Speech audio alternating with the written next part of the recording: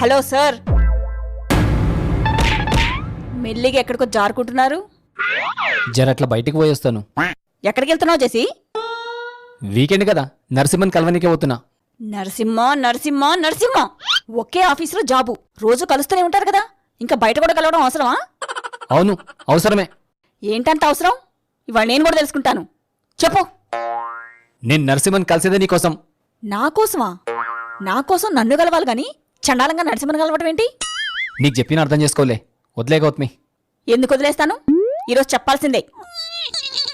నేను నరసింహన్ కలిసినప్పుడల్లా నీ మీద ఇష్టం ప్రేమ ఇంకా పెరుగుతుంది గౌతమి. ఎందుకు?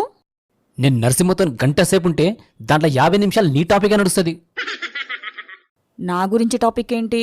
ఆఫీస్ లంచ్ టైంలా నువ్వు వండిన కూరలు తిని బడే మెచ్చుకుంటాడు. వదిన చేతి వంట అమృతంని కూడా డామినేట్ చేస్తుందని అన్నప్పుడల్లా నాకు నీ మీద ప్రేమ